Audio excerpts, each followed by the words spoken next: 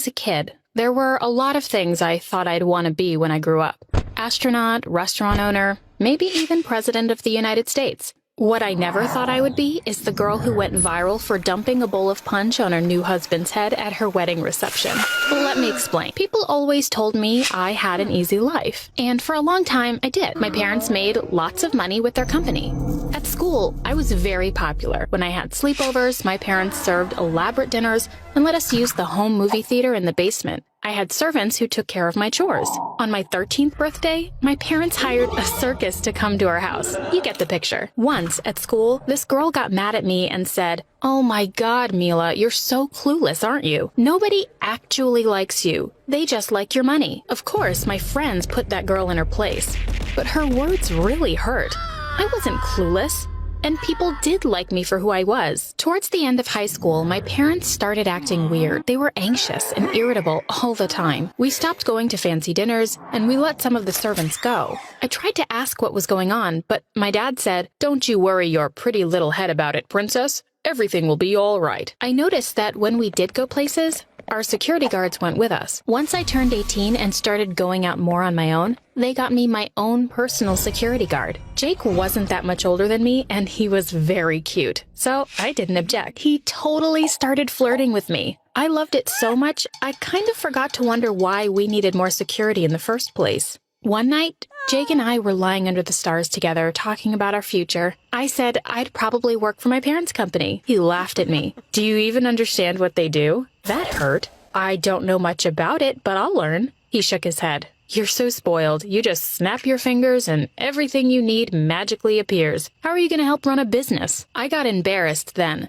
He acted like he was teasing, but he wasn't. He kept asking me questions about the company, and I felt embarrassed and stupid for not knowing the answers. I didn't want to be some spoiled princess, not even knowing where all my money came from. That night, I tried asking my dad some questions. He just told me not to worry because I'd always have whatever I wanted in life. Wasn't that good enough for me? Eventually, I gave up asking. After that, I barely spoke to Jake. I mean, okay, he had been right. There was a lot I didn't know, but he'd been rude to point it out. I kept hoping he'd be mad that I was giving him the cold shoulder, but he didn't seem to notice. Once, I slammed my shoulder into his in the hall as we passed, like I didn't even see him. But he just kept talking on the phone to his buddy about some big plan of theirs coming up. Except the next night, I came home to find my bedspread covered with flower petals and a card on my pillow. The card was from Jake. He apologized for teasing me and said he knew I was smart and would go far in life. I sighed dreamily, looking at the rose petals. I knew it was cheesy, but it worked.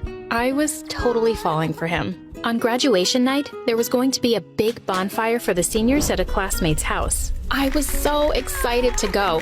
I even begged my parents to let me go without Jake. I mean, okay, I'd been drooling over him ever since he apologized. This was the end of my senior year. I didn't want to be the girl who showed up to the party with a babysitter. Also, I didn't want to remind my classmates I was different from them. Ever since that night Jake had called me spoiled, I'd tried to be myself more at school. I was finally starting to feel like I fit in, like people liked me for me. Before I left, my dad shoved a huge folder into my bag. "Here," he said, "some kindling for the bonfire." "What's this?" I asked. "Just some old bank statements and stuff. They say even when you shred those, people can sometimes piece them back together. Don't want to take any chances. Just promise me you'll throw it right into the fire, okay?" I know I probably should have been crazy suspicious at that point, but I had led such a sheltered life. I trusted my parents completely. I walked to the party, ready to make the most of this night of total freedom. But suddenly, I heard footsteps pounding up behind me. It was too late for me to even turn before someone slammed into me, knocking me to the ground.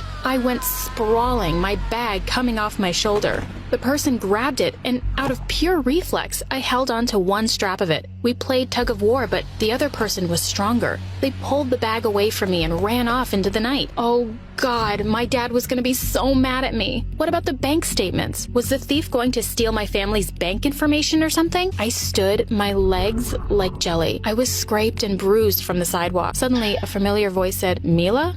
Are you okay?" It was Jake. I didn't think. I just threw myself into his arms. "What's wrong?" he asked. I told him my bag had been stolen, but I begged him not to tell my dad. I didn't want my parents ever to know.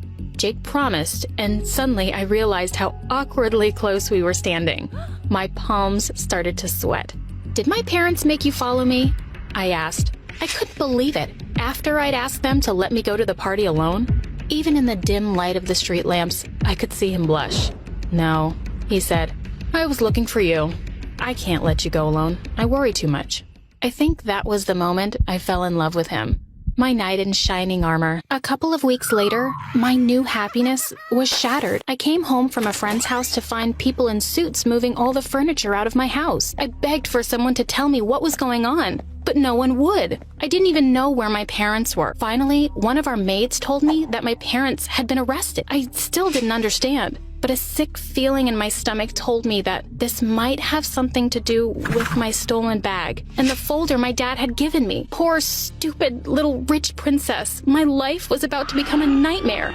A few years later, I was ringing up customers at a clothing store in the mall when a customer pointed to me. "You're that girl from the news. You're scum, just like your parents." I was used to this happening. I had moved away from my former town, but people still recognized me. My parents' case had gotten international media attention. Apparently, they had been running a pyramid scheme for years. They'd stolen lots of people's money. My mom was under house arrest, and my dad was serving prison time. I'd been clueless. At first, I couldn't believe my old life was gone. I'd lost everything. My money, my friends, my chance to go to college. I hadn't even known where to begin looking for a job. An old classmate who felt sorry for me had helped me get this one. The only thing I hadn't lost was Jake. He was my rock, and he stuck with me during the trial and the mess that followed it. He wasn't officially my security guard anymore, but he would still walk places with me and chase the press away when they tried to interview me. I was so grateful to him. That night, we were sitting in our apartment with glasses of wine. It wasn't very expensive wine, and I still had to remind myself not to be disappointed by things like that. He'd made me a nice candlelit dinner, but my mind was still elsewhere. I finally told him about that customer.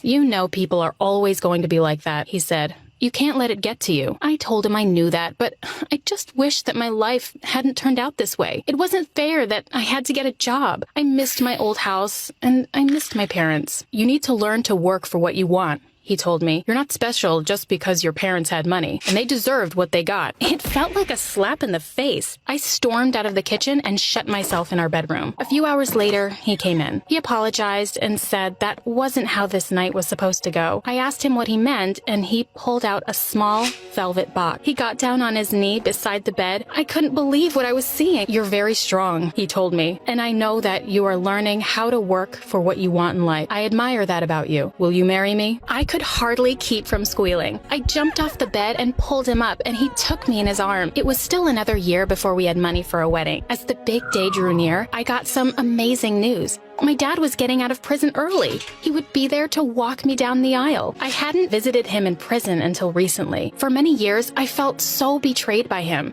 and didn't want anything to do with him. But I started answering his letters a couple of months ago. With this new chapter starting in my life, I realized I needed to forgive him. I told him that there was someone special in my life. Someone I thought he would be excited to meet, but I didn't want to give away the surprise until Dad was out of prison and could meet my fiancé face to face. I hoped that he would be happy for me. 2 days before the wedding, Jake started getting antsy. I wondered if he had doubts about marrying me. I finally asked him what was wrong, but he wouldn't say. I told him I was hurt that he would keep secrets from me, especially since we were about to be husband and wife. He said I was right. He was just nervous about the wedding, but didn't want to ruin my good mood. He didn't want there to be any secrets between us. Just love. I thought that sounded perfect. On the big day, my dad and I waited in the wings until it was time for him to walk me down the aisle. First, we watched Jake come out with his mom. Well, my dad watched Jake, and I watched my dad to see his reaction. He looked like he'd seen a ghost.